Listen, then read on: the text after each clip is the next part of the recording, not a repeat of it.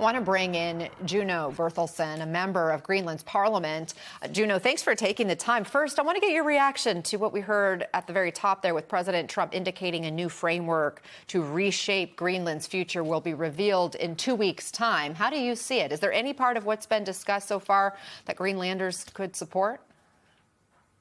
Thank you so much, Anna, for having me on the show. First, let me start by saying that we, the Greenlandic people, all the parties in the Greenlandic Parliament are united in the message that we don't want to be Americans, we don't want to be Danish, we want to be Greenlandic or Kalaallit Inuit, as we're called in our own language.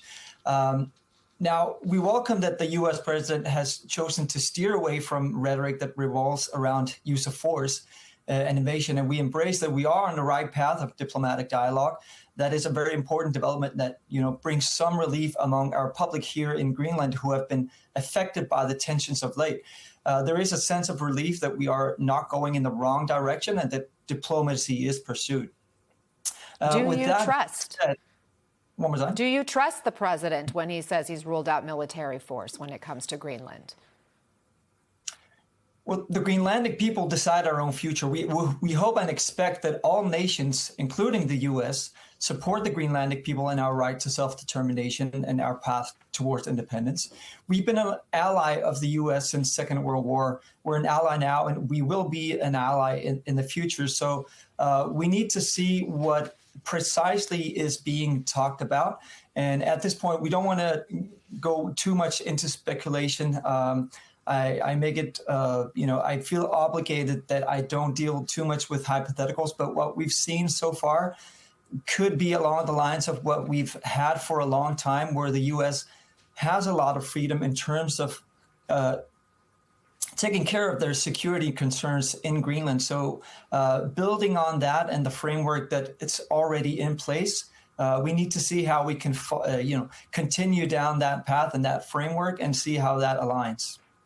As you know, there's been a lot of friction with the U.S. administration and Danish leaders, as well as other NATO countries. What's your sense of how European leaders have navigated this moment and negotiated with President Trump? Well, the most important thing for us is to make sure that, it's said, we need to say that nothing happens in Greenland without the consent of the Greenlandic people. Nothing about us without us. That is the message that we've sent to the international community for a long time, whether it be the U.S. or European nations. International law must be adhered to, and the Greenlandic people is the people to be negotiated with when Greenland is being discussed. We need to be at the table whenever we're talking about Greenland. What I do know is that our Greenlandic government, our own Minister of Foreign Affairs, had a short conversation with Secretary General of NATO, Mark Rutte, after he had his meeting with Donald Trump. And he informed that NATO had not negotiated anything on behalf of Greenland because no formal agreement about Greenland can be made since NATO does not have that jurisdiction or mandate. We've been hearing that clearly. We, the Greenlandic people, decide and have the mandate of negotiating what happens with Greenland with our home. So help me understand then. If you're hearing from the Secretary General of NATO, Rutte, that there was no negotiation with Donald Trump, and yet Donald Trump is saying something different, how do you make sense of where we are right now with the president saying we have a deal and we'll have all the details coming up?